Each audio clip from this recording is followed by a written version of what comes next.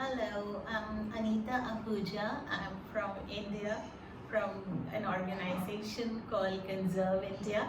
Thank you for inviting me. Thank you for inviting me. And I've been given some questions, and I will try to speak to the best of my ability.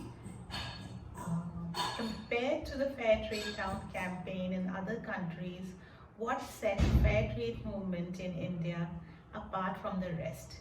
Would you like to briefly explain the current situation of the Indian Fair Trade Town movement? The Indian Fair Trade Town movement is not a very old movement. It started in Pondicherry and Auroville, two towns in the south of India, largely because there are several fair trade companies there and we have a lot of foreigners living in the cities. Gradually the movement has spread and now it is in 10 towns. Still we feel it's more in the south of India. And in the northern India, in Ludhiana, we were the first to establish a steering committee, which we hope would ultimately take all those steps which will help us becoming a fair trade town. In Ludhiana, there is actually no fair trade company. So it was a very unusual choice for us to select that city.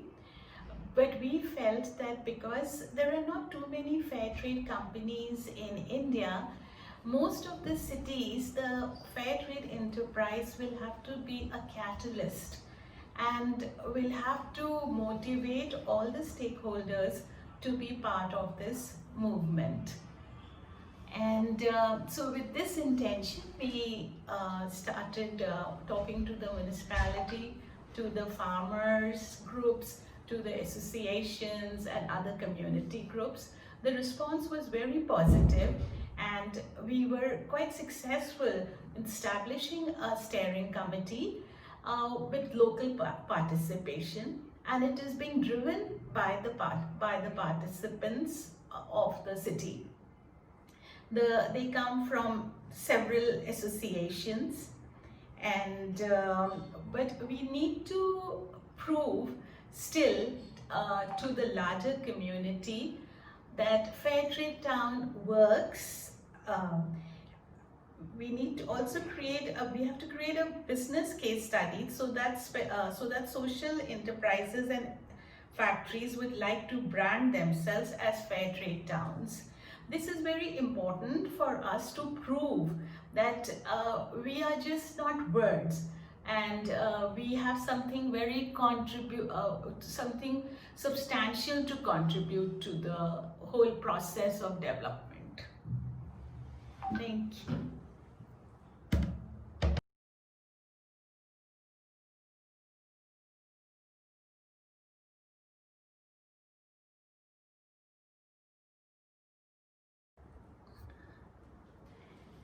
COVID crisis.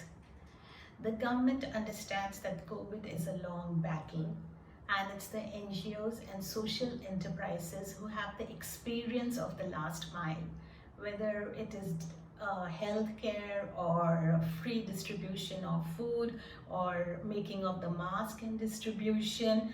In any of the social field, it's the social sector, the social enterprises and the fair trade companies who have the experience. And this COVID clearly showed the country that the social enterprises have become the fourth pillar of democracy. After legislative, executive, judiciary, it's a social sector who took the responsibility of this long haul of COVID. And we delivered fantastic results. We saw that no person was left out, whether it was in terms of giving food security or health security, making online classes available for students. It was the social enterprises who helped the government. Social enterprises also helped the government in providing true data, because most of the countries, the governments in developing world do not have that kind of resources and accurate data. It is the social enterprise who provide this feedback. And we believe that the digitalization is a great dream and it will deliver a lot of fruits to our country in becoming more prosperous and economically advanced. It will be the social enterprises on whose shoulder this whole transformation will happen. Thank you.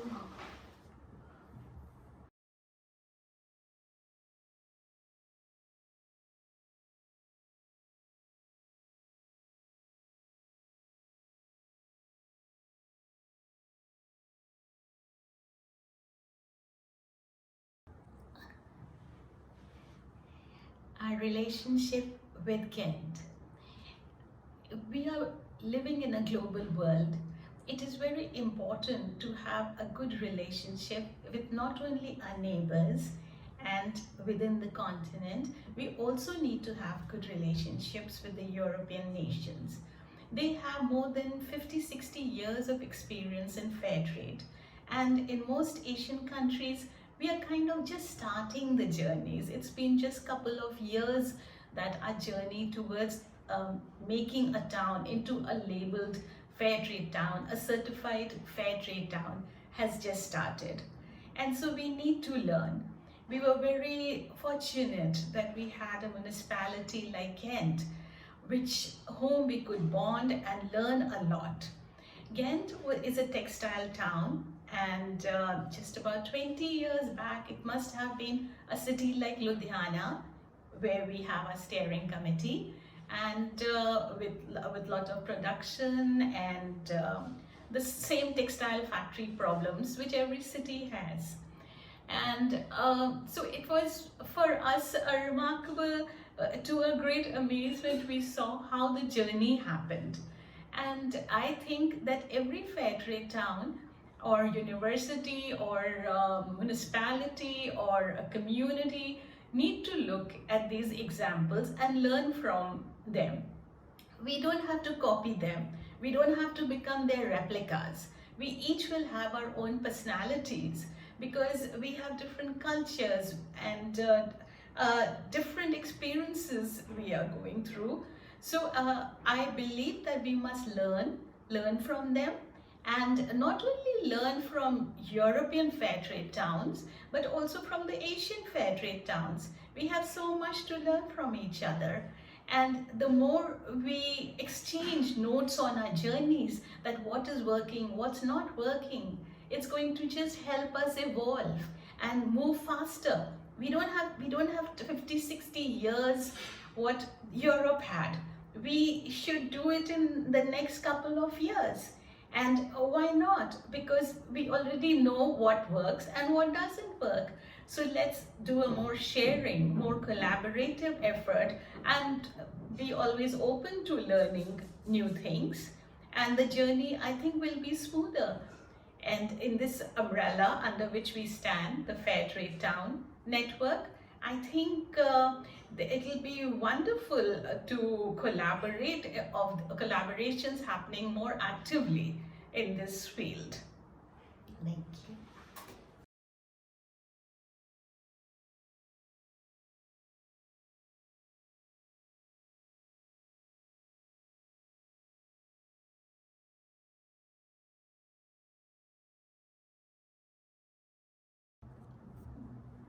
We are very proud of our association with you, and thank you so much for inviting me. I wish I could have been physically present with you all today and shared this experience, but of course because of COVID I could not come, and I was truly inspired when I read the business plan of the Korean Fair Trade Association and the activities which you all have been doing and which are planned.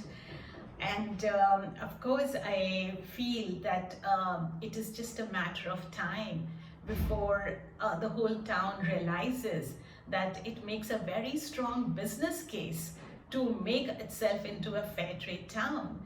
And I hope that we continue a close relationship and learn from each other. And I must congratulate you all for moving so much ahead of us from India, from the Indian fair trade towns, and achieving so much in such a short time. So let's work together and work towards what the mission that we have set ourselves about it. We all have this similar goals. We have this ambition to transform the society that we live in, to transform the economy that we live in. And so we are not going, it can't be done alone. We all have to work in it together. And it's an opportunity for us as a fair trade town, a walker on the streets of fair trade town, to believe in this and to motivate others, to inspire others. And it can only be done if we take the right actions and share them, and globally, locally, and look out for each other.